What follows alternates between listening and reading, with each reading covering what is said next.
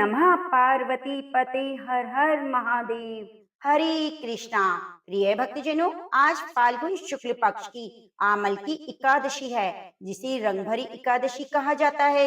इस एकादशी का विशेष महत्व है क्योंकि इस दिन माता पार्वती पहली बार काशी जी में गौना कराकर आई।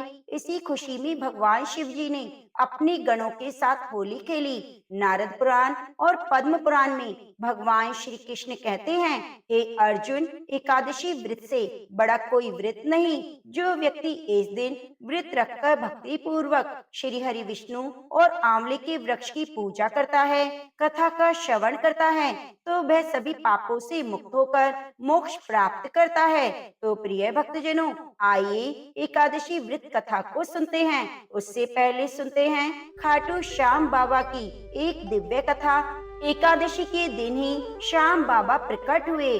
खाटू श्याम जी को कलयुग में सबसे बड़ा कृपालु देवता माना जाता है। ये भक्तों के लिए हारे के सहारे, लख दातार, शीश के दानी हैं और उनकी कृपा से ही सभी दुखों का नाश हो जाता है। उनका नाम वास्तविक में बर्बरिक है, जो भगवान श्री कृष्ण के वरदान से वे कलयुग में श्याम के नाम से पूजे जाते हैं। खाटू श्याम बाबा की पूजा विशेष रूप से राजस्थान के सीकर जिले में खाटू नगर में की जाती है। खाटू नगर में उनका बड़ा पवित्र मंदिर स्थित है, जहां हर वर्ष फाल्गुन मास की द्वादशी को लाखों श्रद्धालु जय जयकार करते हुए उनके दर्शन करने आते हैं। महाभारत काल में कुंती पुत्र भीम का बड़ा बलशाली पुत्र हुआ, जिसका नाम था घटोत्कच। घटोत्कच भीम और हिडिंबा का पुत्र था। हिडिंबा बड़ी शक्तिशाली और मायावी राक्षसी थी। उसका पुत्र घटोत्कच अपनी माँ और पिता की तरह ही बड़ा बलशाली था। और समय के अनुसार घटोत्कच का विवाह हुआ नागकन्या मौरवी के साथ। घटोत्कच और नागकन्या को जो पुत्र उत्पन्न हुआ, उसका नाम था बर्बरिक। बचपन से ही बर्बरिक में अपार शक्तियां थीं। उसने भगवान शिव जी की कठोर तपस्या करके उनसे 3 अचूक बाण प्राप्त किए। अग्निदेव से एक अजय धनुष पाया। ये 3 बाण इतने शक्तिशाली थे कि पूरे महाभारत के युद्ध को एक ही बार में समाप्त कर सकते थे। पहला बाण सभी शत्रुओं को चिन्हित करता था, दूसरा उन्हें नष्ट करता था और तीसरा वापस तर्कस में लौट आता था। इस कारण बर्बरिक को 3 बाणधारी भी कहा जाने लगा। एक दिन बर्बरिक की माता नागकन्या मौरवी ने अपने पुत्र बर्बरिक से कहा, पुत्र, तुम बहुत शक्तिशाली हो, लेकिन वीर वही होता है जो सदैव धर्म का साथ दे। बर्बरिक ने अपनी माता के चरणों में प्रणाम किया और कहा, हे माता, मैं ये प्रतिज्ञा करता हूँ, मैं सदैव पराजित पक्ष का ही साथ दूंगा। जो जीवन में हार रहा है, मैं सदैव उसी के साथ रहूंगा। जब महाभारत का युद्ध आरंभ होने वाला था, तो बर्बरिक भी अपनी माता से आज्ञा लेकर कुरुक्षेत्र की ओर बढ़ चले। जैसे ही वे युद्ध भूमि के पास पहुँचे, भगवान श्री कृष्ण ने उन्हें पहचान लिया। भगवान कृष्ण ने एक ब्रह्मचारी साधु का रूप धारण करके उनके मार्ग को रोक लिया। श्री कृष्ण मुस्कुराते हुए बर्बरिक से पूछते हैं, वत्स, तुम कौन हो और युद्ध भूमि में किस उद्देश्य से जा रहे हो? बर्बरिक उत्तर देते हैं, भगवान, मैं घटोत्कच का पुत्र बर्बरिक हूँ और इस धर्म युद्ध में भाग लेने आया हूँ। श्री कृष्ण जी ने कहा, युद्ध में तुम किसका पक्ष लोगे? बर्बरिक ने कहा, मैंने प्रतिज्ञा की है, मैं सदैव पराजित पक्ष का ही साथ दूंगा। श्री कृष्ण को बर्बरिक की यह प्रतिज्ञा सुनकर बड़ी चिंता हुई कि यदि बर्बरिक युद्ध में उतरते हैं तो वे निश्चय ही कौरवों का साथ देंगे, तो युद्ध का संतुलन बराबर बदलता रहेगा और युद्ध तो कभी भी समाप्त नहीं होगा। तब श्री कृष्ण ने कहा, वत्स, तुम्हारे पास तो केवल 3 ही बाण हैं, फिर तुम इतने आत्मविश्वास के साथ कैसे कह सकते हो कि तुम संपूर्ण युद्ध को समाप्त कर सकते हो? बर्बरिक ने कहा, हे ब्राह्मण देव, मेरे 3 बाण ही पर्याप्त हैं। पहला बाण सभी शत्रुओं को चिन्हित करता है, दूसरा शत्रुओं को नाश कर देता है और तीसरा अपने तर्कस में लौट आता है। श्री कृष्ण ने परीक्षा लेने के लिए एक वृक्ष दिखाकर कहा, बर्बरिक, अगर ऐसा है तो इस वृक्ष के सभी पत्तों को निशाना बनाओ। बर्बरिक ने अपना पहला बाण छोड़ा, जिसने सभी पत्तों को चिन्हित किया। तब श्री कृष्ण ने चुपके से एक पत्ता तोड़कर अपने चरणों के नीचे छुपा लिया, लेकिन बाण हवा में घूमकर उनके चरणों के आसपास ही मंडराने लगा। श्री कृष्ण मुस्कुराने लगे और बोले, अद्भुत तुम्हारी शक्ति, अनुपम है, लेकिन क्या तुम युद्ध में सचमुच भाग लेना चाहते हो? तो बर्बरिक ने कहा, हाँ, मैं अपनी प्रतिज्ञा पूरी करना चाहता हूँ। तो श्री कृष्ण गंभीर हो गए। उन्होंने सोचा, यदि बर्बरिक युद्ध में उतरे तो परिणाम अच्छे नहीं होंगे। उन्होंने बर्बरिक से एक अंतिम दान मांगने का निश्चय किया। श्री कृष्ण ने कहा, हे वत्स, मैं ब्राह्मण हूँ। ब्राह्मण यदि कुछ मांगे तो क्षत्रिय का धर्म है उसको देना। वत्स, क्या तुम मुझे दान में दोगे? बर्बरिक ने कहा, हे भगवान, हे ब्राह्मण देवता, मैं जन्मों जन्मों तक दान देने के लिए तैयार हूँ। आप जो चाहें मुझसे मांग सकते हैं। तब श्री कृष्ण ने कहा, मुझे तुम्हारा शीश चाहिए। बर्बरिक अचंभित रह गए। उन्होंने ध्यान से ब्राह्मण देवता को देखा और फिर भगवान श्री कृष्ण को पहचान गए। उनके स्वरूप को वे जान गए, समझ गए। ये कोई साधारण ब्राह्मण नहीं, बल्कि स्वयं द्वारकाधीश हैं, ठाकुर जी हैं, श्री कृष्ण हैं। उन्होंने सहर्ष अपना शीश दान करने की स्वीकृति दे दी। बर्बरिक हर्षित होकर बोले, हे प्रभु, हे दया निधान, यदि आप स्वयं मुझसे मेरा शीश मांग रहे हैं तो इससे हर्ष की बात क्या हो सकती है। लेकिन मेरी एक विनती है प्रभु, मुझे इस महायुद्ध को देखने का अवसर मिले। श्री कृष्ण ने कहा, तथास्तु, मैं तुम्हारे शीश को अमर कर दूंगा और तुम्हें इस युद्ध को देखने का सौभाग्य प्रदान करता हूँ। बर्बरिक ने अपना शीश अपनी तलवार से काटकर भगवान श्री कृष्ण को अर्पित कर दिया। श्री कृष्ण ने उनके शीश को एक ऊंची पहाड़ी पर स्थापित किया, जहां उन्होंने महाभारत का संपूर्ण युद्ध देखा। जब युद्ध समाप्त हुआ तब युधिष्ठिर ने श्री कृष्ण से पूछा, प्रभु, इस युद्ध में सबसे बड़ा योद्धा कौन है?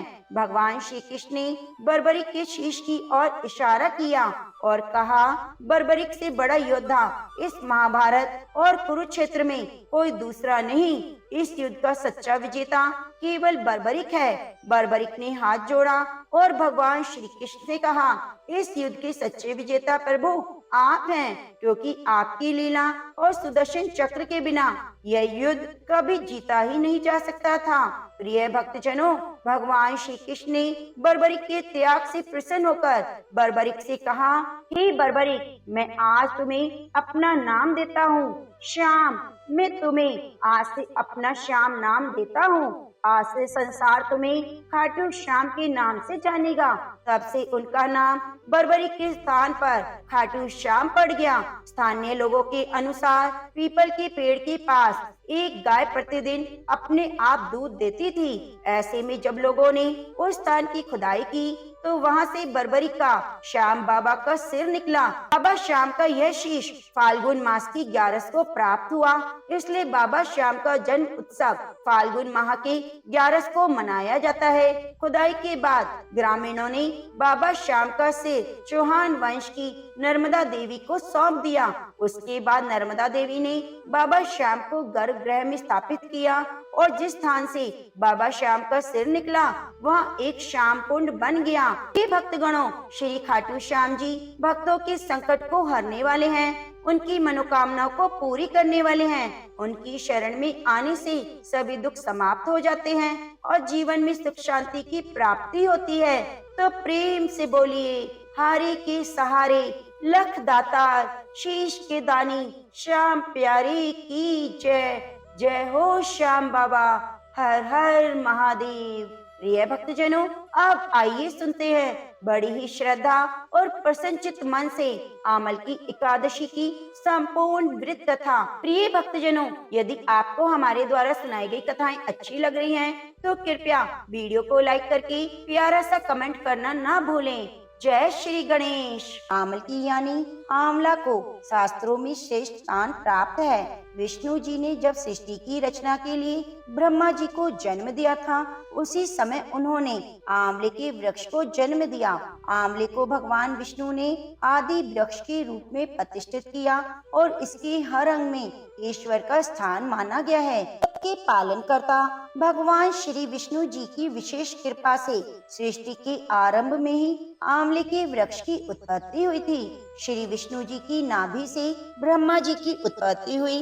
एक बार ब्रह्मा जी के मन में स्वयं के बारे में जानने की जिज्ञासा पैदा हुई कि वे कौन हैं, उनका जन्म कब और कैसे हुआ। इन्हीं सारे प्रश्नों का उत्तर प्राप्त करने के लिए और अपनी जिज्ञासा को शांत करने के लिए श्री ब्रह्मा जी ने पर ब्रह्म की कठोर तपस्या प्रारंभ की। तब ब्रह्मा जी की तपस्या से प्रसन्न होकर पर ब्रह्म श्री विष्णु जी प्रकट हुए। अपने सामने साक्षात श्री विष्णु जी को देखकर ब्रह्मा जी की आंखों से खुशी के आंसू बह निकले। ब्रह्मा जी की भक्ति भावना से भगवान विष्णु बहुत ही प्रभावित हुए और तब ब्रह्मा जी के आंसुओं से आंवले के वृक्ष की उत्पत्ति हुई।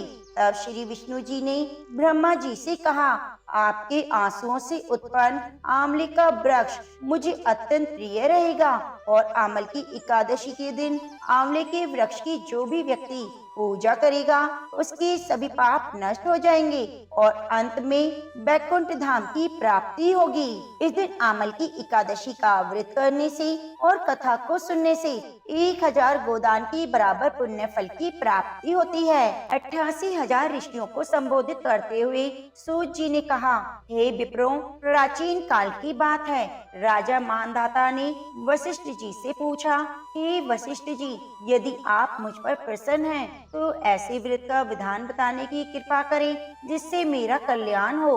महर्षि वशिष्ठ ने कहा, हे राजन, सब व्रतों में उत्तम और अंत में मोक्ष देने वाला आमल की एकादशी का व्रत है। राजा मानधाता ने कहा, हे ऋषि, इस आमल की एकादशी के व्रत की उत्पत्ति कैसे हुई? इस व्रत को करने का क्या विधान है? वेद के ज्ञाता, कृपया कर यह सब मुझे बताइए विस्तार पूर्वक। महर्षि वशिष्ठ ने कहा, हे राजन, मैं तुम्हारे सामने विस्तार से इस व्रत का वृतांत कहता हूँ। यह व्रत फाल्गुन मास के शुक्ल पक्ष में होता है। इस व्रत के फल के प्रभाव से सभी पाप समूल नष्ट हो जाते हैं। इस व्रत का पुण्य 1000 गोदान के फल के समान है। आंवले की महत्ता उसके गुणों के अतिरिक्त इस बात से भी है कि इसकी उत्पत्ति भगवान विष्णु के श्री मुख से हुई है। माना जाता है कि आंवला की एकादशी पर जो व्यक्ति आंवले के पेड़ की पूजा करता है और आमल की एकादशी की व्रत कथा को सुनता है, उसे सभी एकादशियों का फल मिलता है। धन दौलत में किसी तरह की दिक्कत और कमी नहीं होती और व्यक्ति का जीवन सुख समृद्धि के साथ बीतता है। अब मैं आपको एक पौराणिक कथा सुनाता हूँ, ध्यान पूर्वक इसका स्मरण करो। प्राचीन समय में वैदिक नाम का एक नगर था। उस नगर में ब्राह्मण, वैश्य, क्षत्रिय, शूद्र चारों वर्णों के मनुष्य प्रसन्नता पूर्वक निवास करते थे। नगर में सदैव वैद ध्वनि गूंजा करती थी। उस नगरी में कोई भी पापी, दुराचारी, नास्तिक नहीं था। उस नगर में चयातिरथ नामक चंद्रवंशी राजा राज्य करता था। वह उच्च कोटि का विद्वान और धार्मिक प्रवृत्ति का व्यक्ति था। उसके राज्य में कोई भी निर्धन और लोभी नहीं था। उस राज्य के सभी लोग भगवान विष्णु के अनन्य भक्त थे। वहाँ के छोटे बड़े सभी निवासी प्रत्येक एकादशी का उपवास करते थे। एक बार फाल्गुन माह के शुक्ल पक्ष की आमल की नामक एकादशी आई। उस दिन राजा और प्रत्येक प्रजा, जन, वृद्ध ने, बालक तक ने आनंद पूर्वक उस एकादशी का उपवास किया। राजा अपनी प्रजा के साथ मंदिर में आकर कलश स्थापित करके और धूप, दीप, नैवेद्य, पंचरत्न आदि से धात्री का पूजन करने लगा। वे सभी धात्री की इस प्रकार स्तुति करने लगे, हे धात्री, आप ब्रह्म स्वरूप हैं। आप ब्रह्मा जी के द्वारा उत्पन्न हुई हैं और सभी पापों को नष्ट करने वाली हैं। आपको नमस्कार है। आप मेरा अर्घ स्वीकार करें। आप श्री रामचंद्र जी के द्वारा सम्मानित हैं। मैं आपसे प्रार्थना करती हूँ, मेरे सभी पापों का हरण करो उस मंदिर में रात को सभी ने जागरण किया।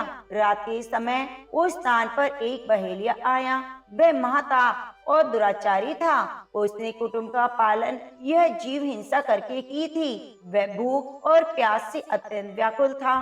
कुछ भोजन पाने की इच्छा से वह मंदिर के एक कोने में बैठ गया।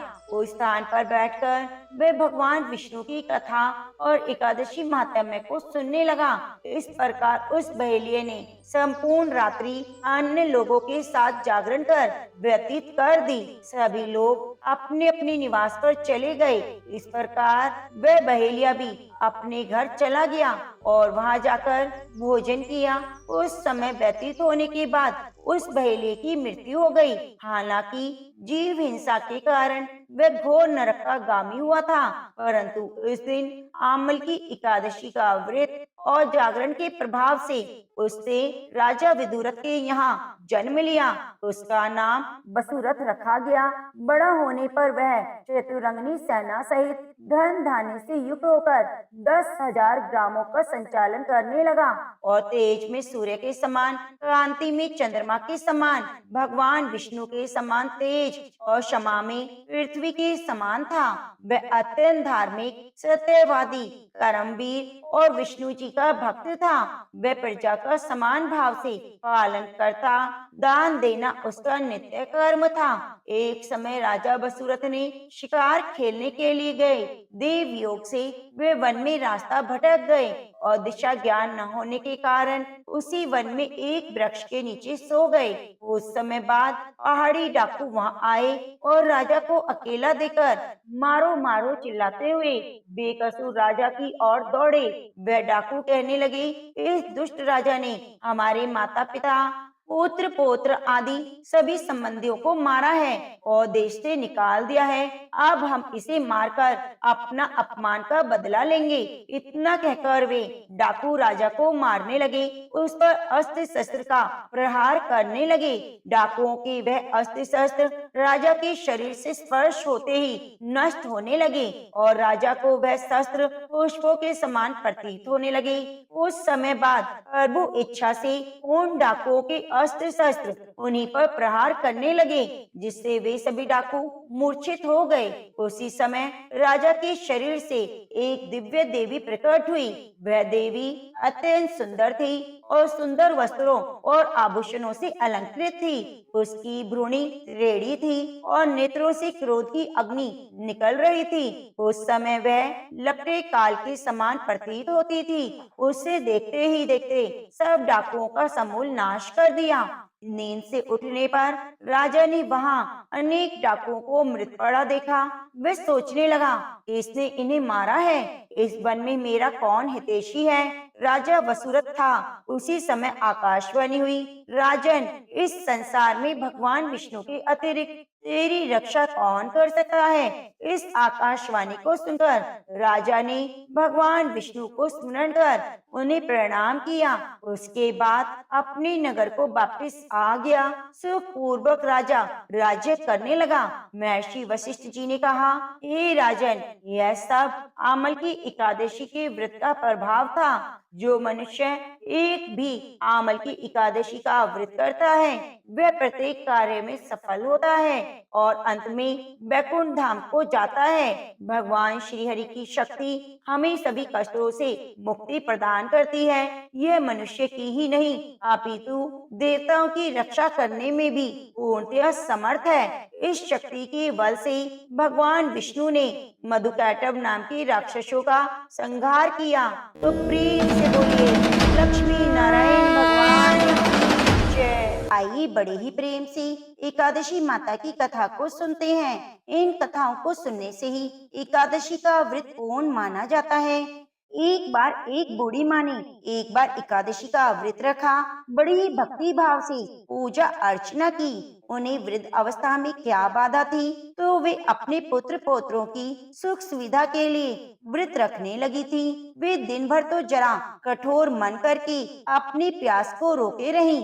दिन में पूजा पाठ किया, कथा सुनी और पंडित जी को मिट्टी के पात्र में भरकर पानी और ऋतुफल दान दिए। दोना भर भर कर बूरा शक्कर का वितरण किया। उन्हें गर्मी के कारण बहुत बेचैनी हो रही थी। इस कारण से बड़ी देर तक पानी में पड़ी रही और पानी की कुल्ला करती रही, अपना मुंह धोती रही। तब कहीं थोड़ा बहुत धैर्य बंद पाया। धूप तो बहुत तेज थी, इस कारण उनका मुंह भी बार बार सूख रहा था। बूढ़ी माँ बहुत बेचैन हो रही थी। एक तरफ बुढ़ापा और दूसरी तरफ यह भयंकर गर्मी। वृद्ध अवस्था की स्थिति तो कुछ दूसरी ही होती है। जैसे तैसे दिन तो कट गया। अब पहाड़ सी रात सामने थी। उसका कटना बड़ा ही कठिन दिखाई दे रहा था। खटिया पर पड़े शांति नहीं मिल रही थी। वे बार बार करवट बदल रही थी और अनेक बार बाहर जाती, भीतर आती। उन्हें घर के अंदर शांति नहीं थी। वे पड़ी पड़ी एकादशी माता का स्मरण करती रहती। हे माता, आप मेरी लाज रखिएगा, आप ही मुझे शक्ति दीजिएगा, जिससे मैं भली भांति आपका व्रत रख सकूं। ये पहाड़ सी रात शांति पूर्वक व्यतीत हो सके। प्यास के कारण बूढ़ी माँ की बेचैनी तो बढ़ रही थी। उन्होंने धैर्य रखने का बहुत प्रयास किया, किंतु सहनशीलता की सीमा टूट गई और वे घबराकर एकदम चिल्ला पड़ी। बोली, बचाओ बचाओ। अम्मा का चिल्लाना सुनकर परिवार भर के नर नारी, बच्चे, पड़ोसी एकत्रित होकर बूढ़ी अम्मा की खटिया के समीप पहुंच गए। सबने पूछा, अम्मा जी, आपको क्या हुआ? आप क्यों चिल्ला रही हैं? आप इस वृद्ध अवस्था में ये कठिन व्रत क्यों कर रही हैं? अम्मा जी, शक्ति से ही भक्ति है। थोड़ी देर में फिर से बोली, अरे हमारे तो प्राण निकले जा रहे हैं। मेरी छाती पर ठंडे पानी का घड़ा रख दीजिए। नातियों ने दादी की छाती पर ठंडे पानी का पात्र रख दिया। तब कहीं उन्हें थोड़ा आराम मिला और थोड़ी देर के लिए उन्होंने अपनी आंखें बंद कर ली। एकादशी माता ने सोचा, ये बूढ़ी अम्मा है तो बहुत कठोर, जरा जाकर उसकी परीक्षा लेनी चाहिए। वे आधी रात को मुर्गा बनकर टेर लगाने लगी। मुर्गा की आवाज सुनकर दादी जल्दी से उठी और बाहर जाकर आसमान की ओर देखा, किंतु आसमान में उन्हें कहीं भी प्रातःकालीन तारा दिखाई नहीं दिया। वे सोचने लगी, ये मुर्गा क्यों और कैसे बोल गया? उन्हें प्यास तो लग रही थी। थोड़ा ही उनका मन भी विचलित होने लगा, किंतु अंत में उन्होंने दृढ़ निश्चय किया कि मैं अब व्रत को पूर्ण करके ही छोड़ूंगी, चाहे भले मेरे प्राण निकल जाएं। यह सोचकर फिर वे खटिया पर स्थिर होकर लेट गईं। थोड़ी ही देर में एकादशी माता ने उनकी फिर से परीक्षा लेनी चाहिए। एक छोटी सी बालिका एक गिलास में शरबत लेकर उनके सिरहाने खड़ी हो गई और बोली, दादी जी, सवेरा हो गया, आप हाथ मुंह धोकर शरबत पी लीजिए। तो शरबत का ग्लास देखकर उनका मन ललचा गया, किंतु अचानक व्रत का स्मरण हो आया और उन्होंने सोचा, मैं किसी भी प्रकार से आप शरबत नहीं पी सकती, और वे शांति पूर्वक खटिया पर लेटी रहीं। फिर थोड़ी ही देर में उन्हें ऐसा लगा कि किसी ने उन्हें पानी के कुएं में पटक दिया है। बड़ी देर तक उस कुएं में हाथ पांव चलाती रही, किंतु उन्होंने अपने मुंह में पानी की एक भी बूंद नहीं जाने दी और वे दृढ़ता पूर्वक अपना व्रत पालन करती रही। थोड़ी ही देर में न जाने कहां से सामने आग जलने लगी, जिससे भारी गर्मी बढ़ने लगी, प्राण निकलने लगे, किंतु बूढ़ी अम्मा का कुछ भी नहीं बिगाड़ पाया। वे जहाँ की तहाँ मुस्कुराती हुई बैठी रही। थोड़ी ही देर में बाहर प्रकाश दिखाई देने लगा। ऐसा लगा जैसे सवेरा हो गया हो। बूढ़ी अम्मा ने जब बाहर निकलकर देखा तो वे समझ गई, अभी सवेरा होने में 3-4 घंटे की देरी है। यह जानकर वे शांति पूर्वक इधर उधर घूमने फिरने लगी और एकादशी माता यह बात अच्छे से समझ गई कि ये बूढ़ी अम्मा किसी भी प्रकार से अपने व्रत से नहीं टल सकती। वे उनके सत्य व्रत को अच्छी तरह से समझ गई। सवेरा होते ही बूढ़ी माता ने स्नान किया, भगवान का पूजन पाठ किया, एकादशी माता की कथा सुनी। ब्राह्मणों को दक्षिणा देकर भोजन कराया। तब कहीं उन्होंने जल ग्रहण किया। कन्याओं को भोजन कराने के बाद अम्मा ने स्वयं भोजन किया। उस श्रेष्ठ व्रत के प्रताप से बूढ़ी अम्मा की आयु में वृद्धि हो गई। उनका घर परिवार हरा भरा हो गया। अब घर में कोई भी अभाव नहीं रहा। वे हर तरह के सुख साधनों से संपन्न हो गई। नाती नातिन से उनका घर भर गया। उस दिन से वे 12 महीने की एकादशी का व्रत करने लगी। एकादशी माता की व्रत के प्रताप से इस संसार में हर प्रकार के सुख को भोगकर अंत में वैकुंठ धाम को चली गई।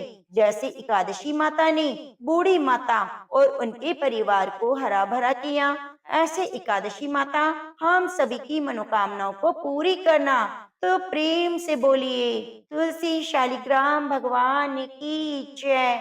भगवान विष्णु के चरणों में विराजमान तुलसी माता का पौधा केवल एक पौधा नहीं, बल्कि भक्ति, पवित्रता और मोक्ष का स्वरूप है। जिस घर में तुलसी की पूजा होती है, वह स्वयं श्री हरि का वास होता है।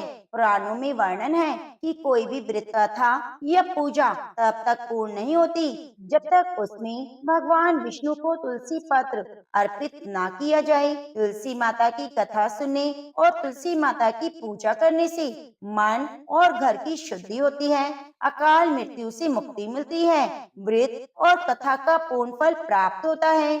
प्रेम से बोलिए तुलसी शालिग्राम भगवान की जय। सावर्णी मुनि की पुत्री तुलसी अपूर्व सुंदरी थी। उनकी इच्छा थी कि उनका विवाह भगवान नारायण के साथ हो। इसके लिए उन्होंने नारायण पर्वत की घाटी में स्थित बद्री वन में घोर तपस्या की। दीर्घ काल तक की तपस्या के उपरांत ब्रह्मा जी ने प्रसन्न होकर उन्हें दर्शन दिया और वर मांगने को कहा। तब तुलसी जी ने कहा, सृष्टिकर्ता ब्रह्मदेव, आप अंतर्यामी हैं, सबके मन की बात जानते हैं, फिर भी मैं अपनी इच्छा आपसे बताती हूँ। मैं चाहती हूँ कि भगवान श्री नारायण मुझे पति रूप में मिले। ब्रह्मा जी ने कहा, तुम्हारा अभिष्ट तुम्हें अवश्य ही मिलेगा। अपने पूर्व जन्म में किसी अपराध के कारण तुम्हें श्राप मिला है। इसी प्रकार भगवान श्री नारायण के एक पार्षद को भी दानव कुल में जन्म लेने का श्राप मिला है। दानव कुल में जन्म लेने के बाद भी उसमें नारायण का अंश विद्यमान रहेगा। इसलिए इस जन्म में पूर्व जन्म के पाप के शमन के लिए संपूर्ण नारायण तो नहीं मिलेंगे, लेकिन नारायण के अंश से युक्त दानव कुल जन्म उस श्राप ग्रस्त पार्षद से तुम्हारा विवाह होगा। शाप मुक्त होने पर भगवान श्री नारायण सदा सर्वदा के लिए तुम्हारे पति हो जाएंगे। तो तुलसी ने ब्रह्मा जी के इस वर को स्वीकार कर लिया, क्योंकि मानव कुल में जन्म के कारण उस मायावी भोग को तो भोगना ही था। तुलसी बद्री वन में ही रहने लगी। नारायण का वह पार्षद दानव कुल में जालंधर के नाम से पैदा हुआ।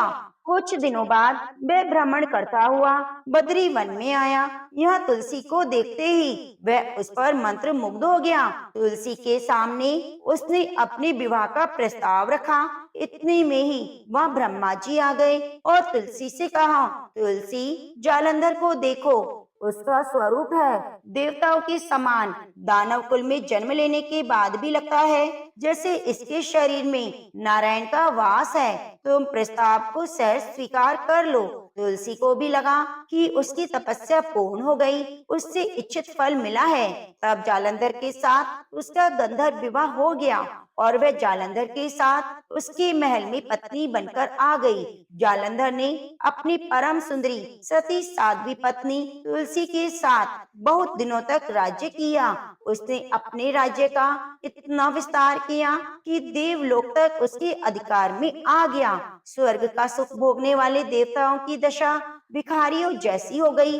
जालंधर किसी को कष्ट नहीं देता था, पर अधिकार और राज्य छीन जाने से सारे देवता मिलकर ब्रह्मा, विष्णु और शिव की सभा में गए और अपनी विपत्ति उन्हें सुनाई। ब्रह्मा जी ने कहा, तुलसी परम साध्वी है, उसका विवाह जालंधर से मैंने ही कराया था। जालंधर को तब तक नहीं हराया जा सकता, नहीं मारा जा सकता, जब तक तुलसी उसके साथ है। विष्णु जी ने कहा, जालंधर पूर्व जन्म में मेरा पार्षद था और श्राप के कारण उसे दानव कुल में जन्म लेना पड़ा है। इस जन्म में भी मेरा अंश उसमें व्याप्त है। साथ ही तुलसी की पतिव्रता धर्म से वह अजय है। फिर देवताओं की सहमति से भगवान शिव ने जालंधर के पास संदेश भेजा कि यह तो देवताओं को राज्य लौटा दे या फिर उनसे युद्ध करे। जालंधर शंकर जी के पास पहुंचा।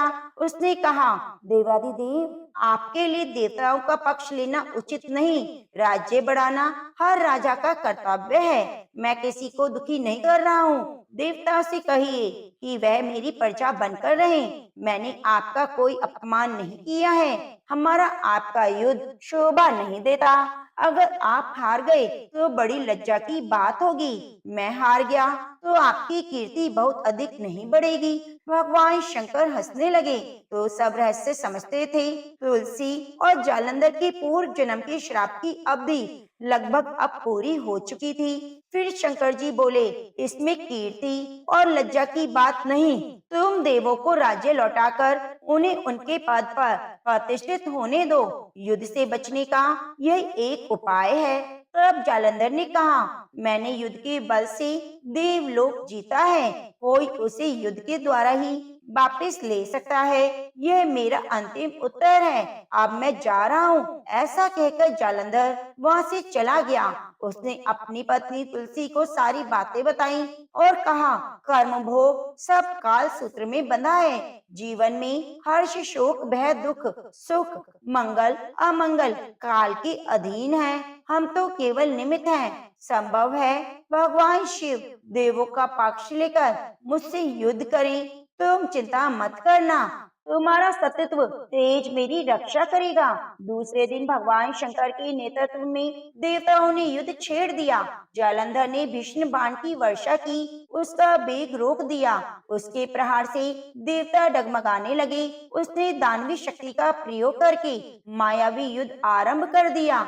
युद्ध स्थल पर वह किसी को भी दिखाई नहीं देता था और उसके अस्त्र शस्त्र प्रहार कर देवों को घायल कर रहे थे। देवगण अपने अस्त्र चलाएं तो किस पर चलाएं, क्योंकि कोई शत्रु सामने नहीं था।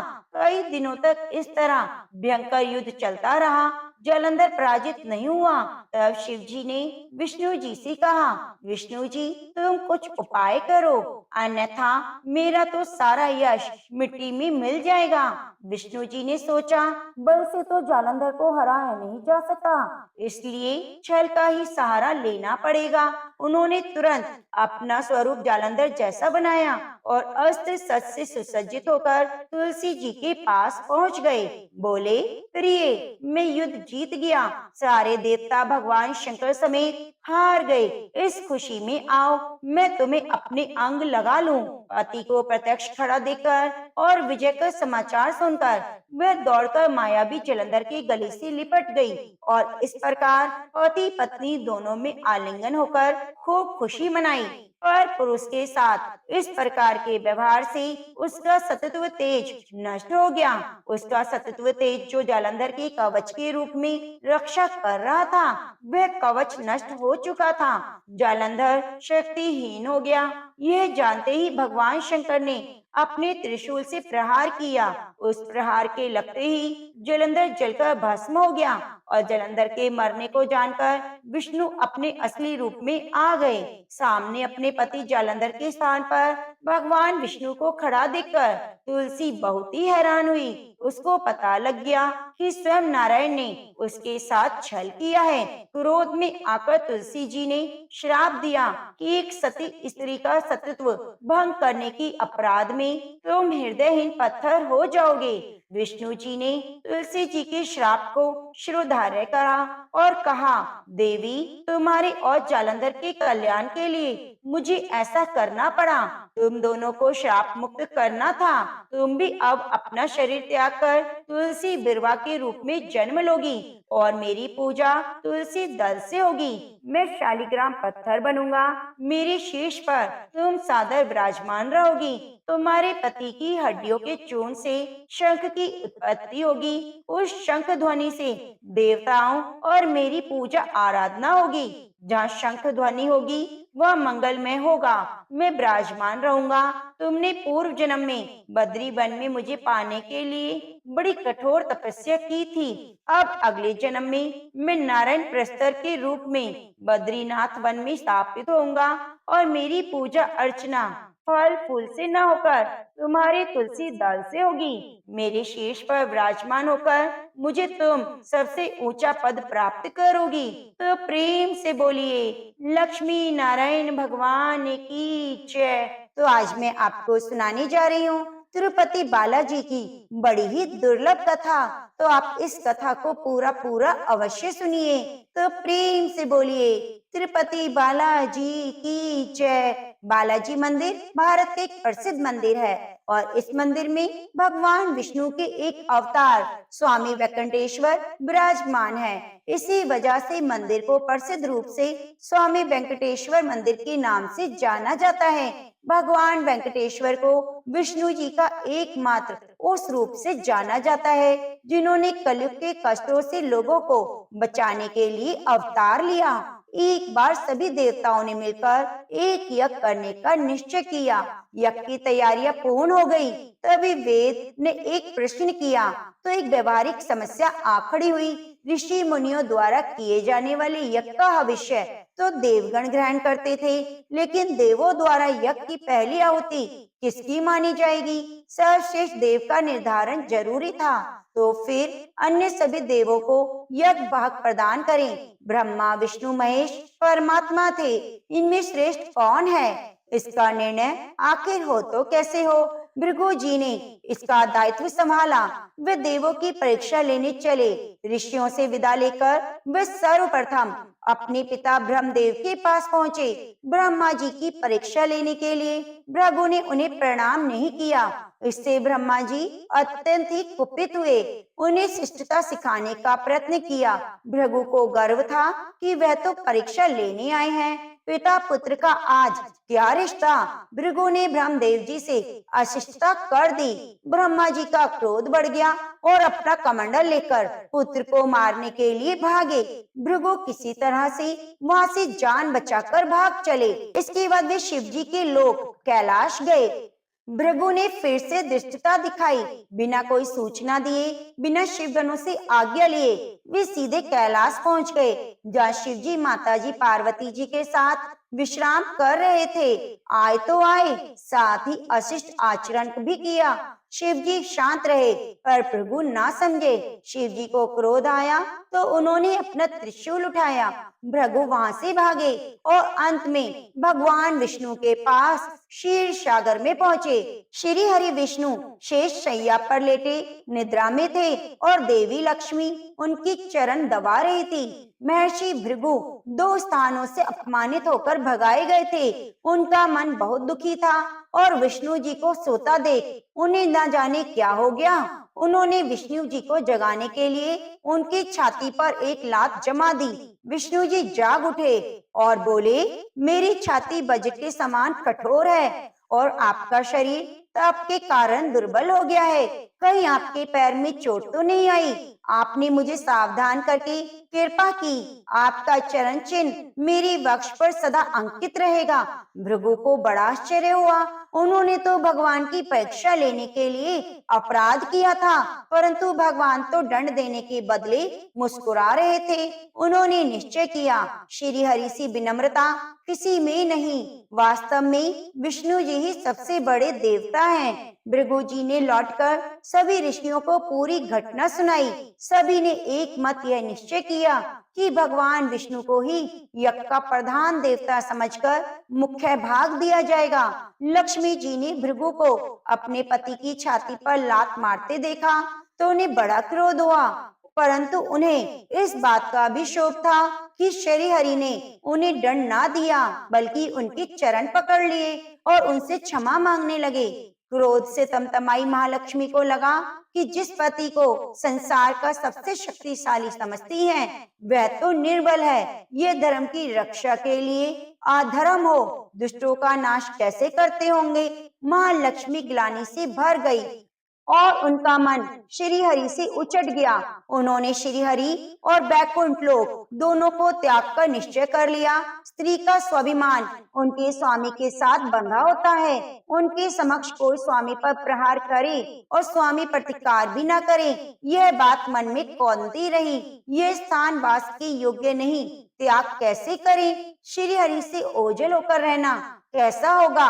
वह उचित समय की प्रतीक्षा करने लगी। श्री हरि ने हिरण्यकुश से मुक्ति दिलाने के लिए वराह अवतार लिया और दुष्टों का संहार करने लगे।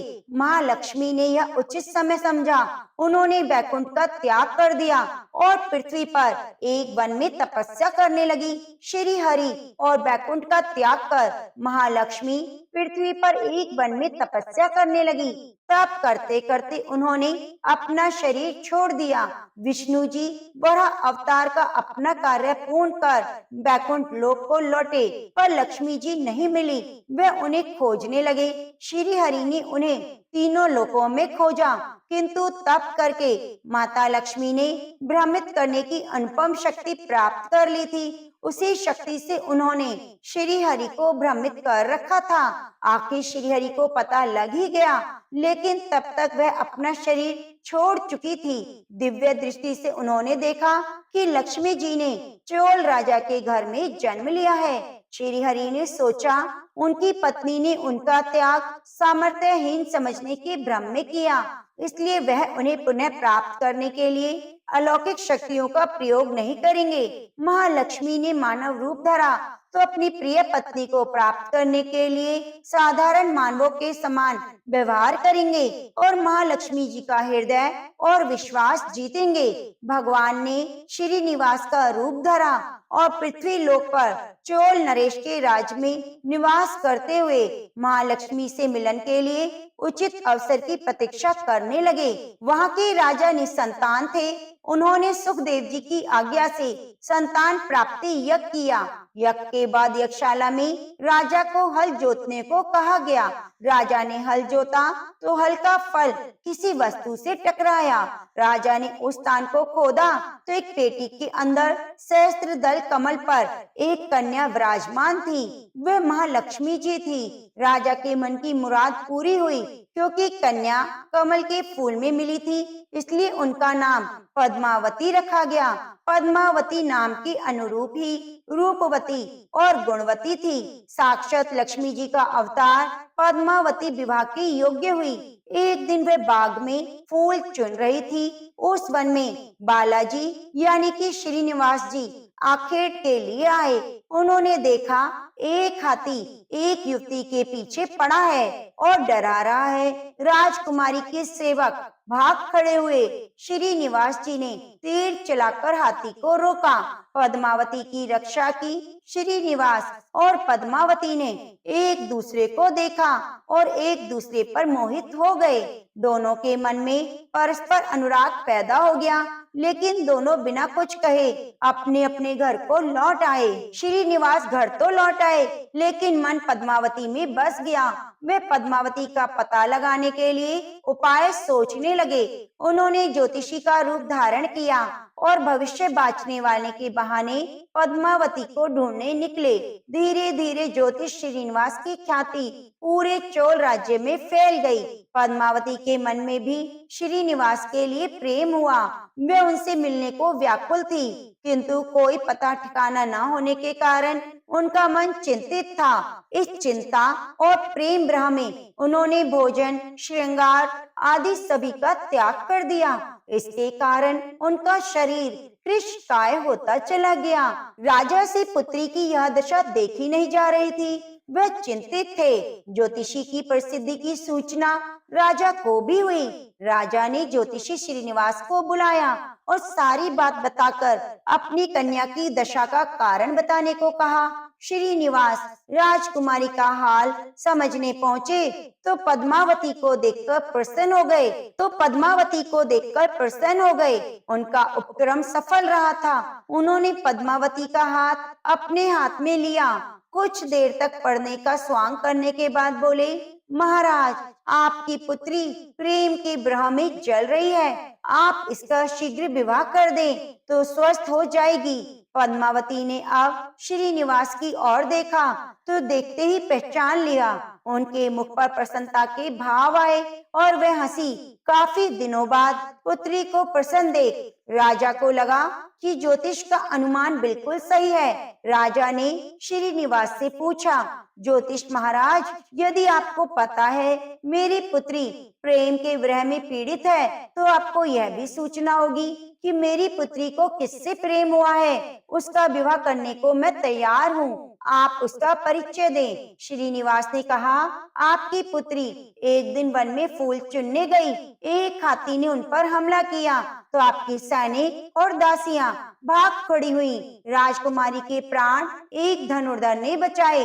राजा ने कहा, हाँ, मेरे सैनिकों ने बताया था। एक दिन ऐसी घटना हुई, एक वीर पुरुष ने उसके प्राण बचाए, लेकिन मेरी पुत्री के प्रेम से उस घटना का क्या तात्पर्य है? श्रीनिवास जी ने कहा, आपकी पुत्री को अपनी जान बचाने वाले उस युवक से प्रेम हुआ है। राजा के पूछने पर श्रीनिवास ने कहा, मैं कोई साधारण युवक नहीं, बल्कि शंख चक्र गदाधारी भगवान विष्णु है। इस समय बैकुंठ को छोड़कर मानव रूप में श्रीनिवास के नाम से पृथ्वी पर वास कर रहे हैं। आप पुत्री का विवाह उनसे कर दें, मैं इसकी सारी व्यवस्था कर दूंगा। यह बात सुनकर राजा प्रसन्न हो गए। स्वयं भगवान विष्णु उनके जमाई बनेंगे। श्रीनिवास और पद्मावती का विवाह तय हुआ। श्रीनिवास रूप में श्रीहरि ने सुखदेव के माध्यम से सभी देवी देवताओं को अपने विवाह की सूचना दी। सुखदेव की सूचना से सभी देवी देवता अत्यंत प्रसन्न हुए। देवी देवता श्रीनिवास से मिलने और बधाई देने पृथ्वी पर पहुंचे, परंतु श्रीनिवास को खुशी के बीच में एक चिंता भी थी कि देवताओं ने पूछा, भगवान, संसार की चिंता हरने वाले, आप इस उत्सव के मौके पर इतने चिंतित क्यों हैं? तब श्रीनिवास ने कहा, चिंता की बात है, धन का अभाव। महालक्ष्मी ने मुझे त्याग दिया, इस कारण धनहीन हो गया। स्वयं महालक्ष्मी ने तब से शरीर त्याग मानव रूप लिया है, पिछली स्मृतियों को गुप्त कर लिया है, इसलिए उन्हें यह सूचना नहीं कि वे महालक्ष्मी का रूप है।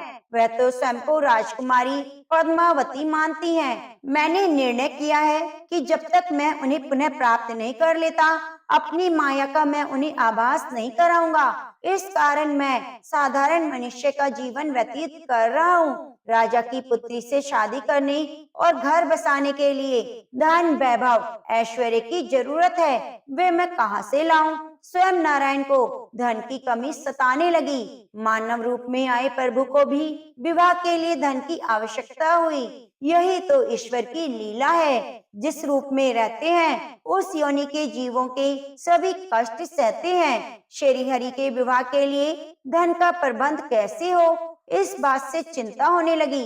देवताओं ने जब यह सुना तो उन्हें आश्चर्य हुआ।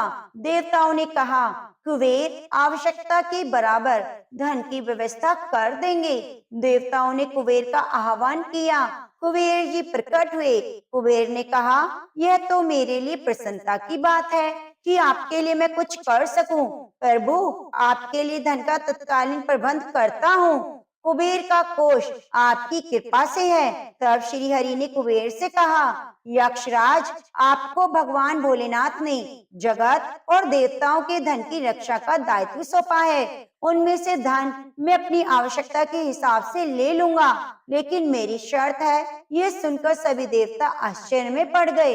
श्री हरि ने कहा, ब्रह्मा जी और शिव जी को साक्षी रहते हुए कुबेर से धन ऋण के रूप में लूंगा, जिसे भविष्य में ब्याज सहित चुकाऊंगा। श्री हरि की बात से कुबेर समेत सभी देवता विस्मय में पड़ गए और एक दूसरे को देखने लगे।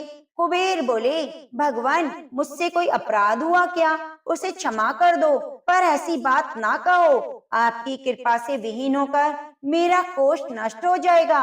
हरि ने कुबेर को निश्चिंत करते हुए कहा, आपसे कोई अपराध नहीं हुआ।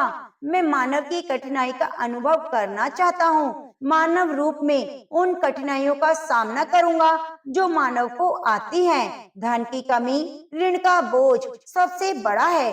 कुबेर ने कहा, प्रभु, यदि आप मानव की तरह ऋण लेकर धन की बात कर रहे हैं, तो फिर आप मानव की तरह यह भी बताइए कि ऋण कैसे चुकाएंगे। मानव को ऋण प्राप्त करने के लिए कई शर्तें झेलनी पड़ती हैं। श्रीनिवास ने कहा, कुबेर, यह ऋण मैं नहीं, मेरे भक्त चुकाएंगे, लेकिन मैं उनसे कोई उपकार नहीं लूंगा।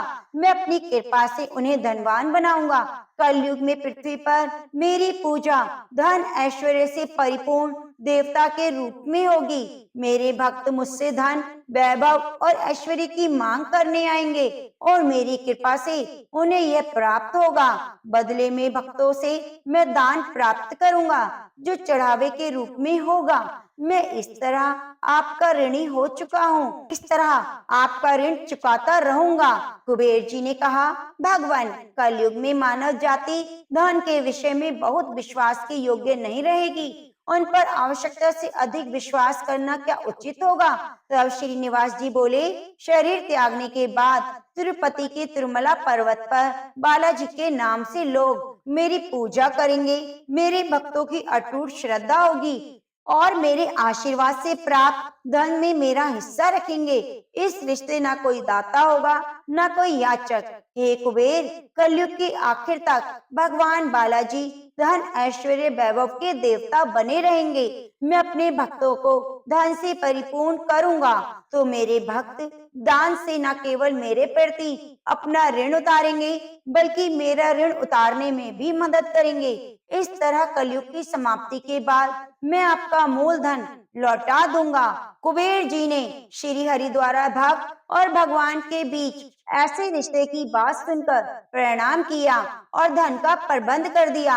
भगवान श्रीनिवास और कुबेर के बीच हुए समझौते के साक्षी स्वयं ब्रह्मा और शिव हैं। दोनों वृक्ष के रूप में साक्षी बन गए। आज भी पुष्करणी के किनारे ब्रह्मा और शिव जी बरगद के पेड़ के रूप में साक्षी बनकर खड़े हैं। ऐसा कहा जाता है कि निर्माण कार्य के लिए स्थान बनाने के लिए इन दोनों पेड़ों को जब काटा जाने लगा तो इनमें से खून की धारा फूट पड़ी।